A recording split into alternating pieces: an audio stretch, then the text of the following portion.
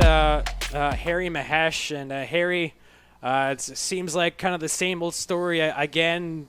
Lots of chances, plenty of opportunities, but again, just couldn't find a way to finish it off in the end. No, I mean, obviously down 2-0. I think that element of our game when we're down, feeling like we're not out, is definitely improved. You've seen us come back in a lot of games. Maybe not always finish the game off, but we've come back in a bunch to either tie it up or take the lead. Right now, this team's mentality when we're up is it's either we've got this in the bank or I don't know if we can hold on to it. And it's like two polar opposite feelings, and regardless of which one you think, it hurts us. So we have to find a way to change that mindset here down the stretch. Well, let's start off, break down this game. Not a great start for this team, giving up a goal in the first 30 seconds there. Just maybe some miscommunication there in the defensive zone. And then about 8 minutes later, the Bulldogs again play in the defensive zone. Doesn't work out for the Kings. Bulldogs take advantage and go up 2-0. Yeah, I mean, right off the bat, just a kind of a funny little turnover there behind the net. Miscommunication, like you said. And yeah, it ends up being a quick one, but I mean, we saw what happened last week and we scored early in that game. So our mindset is, there's still 59.5 minutes left to play. I mean, and we plan on scoring every game. So giving up the first one shouldn't break you. The second one, just a little bit of a hole. It seems to be something that we're working on. I don't know if it's sticking. Just little deficiencies sometimes when you're snake bitten to score, or you want to get that first one back. You tend to cheat on the offensive side of the puck, blow the zone a little bit, and yeah, they got a little bit of a freebie there, and then obviously we were able to kind of chip away at it. But yeah, we need to definitely clean that up. I mean, if we improve that first 5-10 minutes, even though we were out shooting them, I think we'd come out with a result tonight. Mm-hmm. And then again, trailing, this team seems to kind of wake up and start to excel, and we saw that, getting more opportunities, finally get rewarded with that Carter McNarland goal, and that seemed to just to kind of kick the tires moving in the right direction going forward. Yeah, I mean, it was nice having Parker back. He made a great play on that one. All three of them. It was a nice goal. Definitely, once that one goes in, we start to feel a little bit better. Now it's a 2-1 game. We've killed off a handful of penalties at that point as well. But yeah, and then obviously in the second we were good.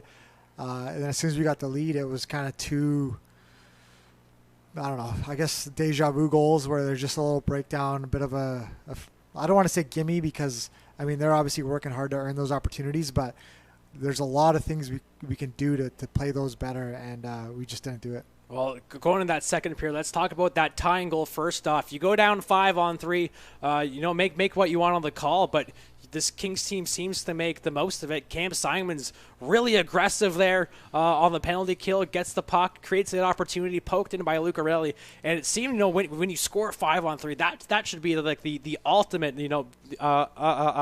momentum change in a game. Yeah, I mean, I don't know the last time I was, a part of a team that scored a shorthanded 5-on-3 goal.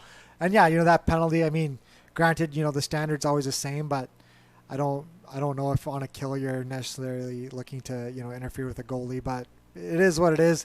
Obviously, we tied it up. I would love to know the stats on, the team's success when they score a goal down 2, but, regardless, that should have been a huge momentum shift. And it was, we were able to get that third goal.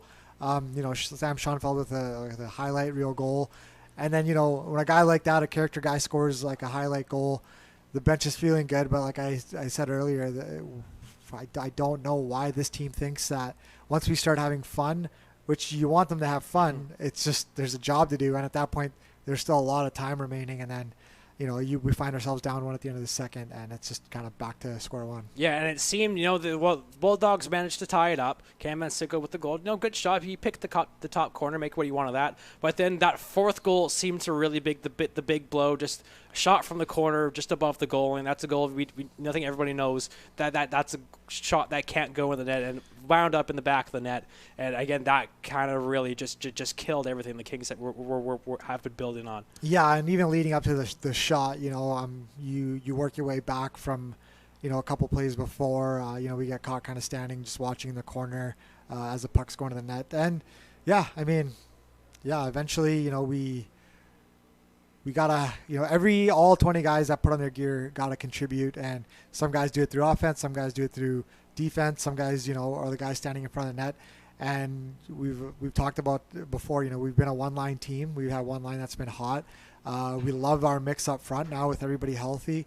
Well, not everybody. Obviously, we got Deshevsky out, but with, Lalonde and Cooch back together for the first time all season for us. Everybody should know their role from the crease out, and we just got to worry about doing that. I think some guys are still trying to prove that there's more to their game, but at this point, if we haven't seen in 39 games, you just got to stick to your bread and butter and do what you need to do to help this team win. Well, then third period, Bulldogs get that early power play goal, and then for the Kings, it just took a little too much time to get that ball rolling. A tough first half of the third, lots of time in your own zone, but you get that power play and you start to create opportunities, but kind of the same old story. You had those chances. You were getting those rebounds all night long, but kind of just couldn't able to get to the front of the net and really just get to those pucks. Yeah, and again, that's kind of the common theme is the pucks are there. I don't know if the whistle went. We thought we got one there with about 5 minutes left.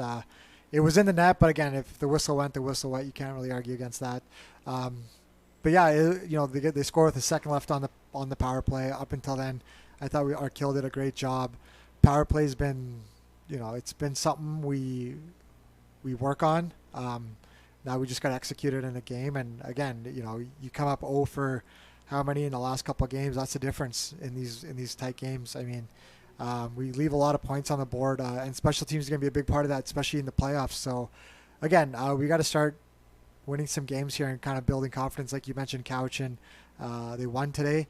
So every team's in play now. I mean, at no point did we rule anybody out, but we can't be content just thinking we can kind of snug up in 7th place and start looking ahead, because other teams are jockeying for position within the division, and it seems like every night, anybody can beat anybody. And you've brought up the point of playing with the lead, how this team's maybe a little too comfortable with the lead, and also maybe a little bit fragile as well. What is it going to take to fix that? Is that something you can do in the locker room, or is it just going to take winning a game while holding the lead for a long time? Well, we've done that before. I mean, even if you go back to the weekend we played Surrey, it was we were up, we were down, and then we came back, and the next game was a lot closer. Like, we've been in those games, even Nanaimo, so we have the experience. But I think when you're not consistently getting the result you want, you think you need to do something different every time, where it's, if it works one night, we got to carry it over. And I think sometimes the mindset of, okay, we've been in almost every position you could think of this year. We've been up, down, we've had bad goals scored against us. In terms of bad bounces, so we've kind of seen it all. So nothing should really be surprising. I mean, the only thing we didn't see was a shorthanded goal down 2 guys, and you can check that one off the box tonight too. So after tonight, there should be no surprises, whether we're up or down. We should be kind of comfortable. And I mean, we shouldn't have that loser's mentality. I mean, it's a real thing in sports, here we go again. But the thing is, if we get a lead and we start keeping it and holding it, then, that mindset creeps into the room. And that's the one we need to, you got to win 3 or 4 games before that mentality really instills itself. So, it starts with winning a couple of games. Regardless of how we win, we got to get the win. Absolutely. And then, going back to some positive, Parker Lalonde back in the lineup after missing nearly 2 months, and it seemed like he never missed the game out there, especially in that first period, getting setting up that goal by Carter McNarlin, and just it's so great to have him back in the lineup, because you can see the impact that he makes out there. Yeah, and it's great, and I think when a guy like him comes in the lineup, and then Van Hoot comes, it's a tongue twister, isn't it? Well, we got nicknames for all these guys, so I'll just go with Cooch. Now that they're all back, we got a handful of forwards who want to be point producers, which is what everybody wants to be. But eventually somebody or some lines are going to have to find what their strength is to contribute to this team. So he comes in. We obviously looked for him for offense. He can kill penalties. But now other guys have to realize that they either got to maintain one role, or if we're going to do this, offense by committee, then, we can't just have 2 forwards score tonight. It's going to be one of those things where if everybody wants to do everything, well, then they better be good at everything. But you can't pick and choose what nights you're going to be good at. And I think with a guy like Lalonde, it does spread out the offense a little bit. But at the same time, I think guys now feel like they need to prove themselves in the offensive side of the puck, and then that's where the gaps in the D zone happen. So, we got 9-10 forwards. who want to be goal scorers and playmakers, but I don't know how many forwards we have that really truly want to be checkers, and that's a part of hockey. And if you don't want to be that role, then you got a 1-6 shot of making a top six, and we got a lot of top six forwards here, but we actually need guys to buy into the that third, fourth line role. Yeah, well let's go again tomorrow. You face this Bulldogs team again, and it seems again just kind of again same old story. Clean things up, capitalize on the opportunities, and tomorrow could be a much different story for you guys. Yeah, we've had these back-to-backs with teams, and I think the start's important. It's a 5 o'clock start, in case anybody's wondering. So, I mean, the old cliche coaches use is you got to show up on time. If we show up here at 7, the game is going to be long over. So we got to be ready. We got to be up. We'll watch some of these goals. I mean, the thing about the goals we gave up is they're easy to show on video. They're easy to fix. But after game 39, the guys get kind of tired of watching it. And it's, if you don't want to watch it, then don't make those mistakes. And it's on us as coaches to find new ways to teach. So it's a challenge for everybody. I mean, the players got to, do their job, and then we got to do our job and be prepared and continue to rejig things until something works. Well, hopefully for a better fate for the Kings tomorrow after a not so ideal result tonight to the Bulldogs. Thank you very much, Harry, for your time here post game. Yeah, thanks, good sir.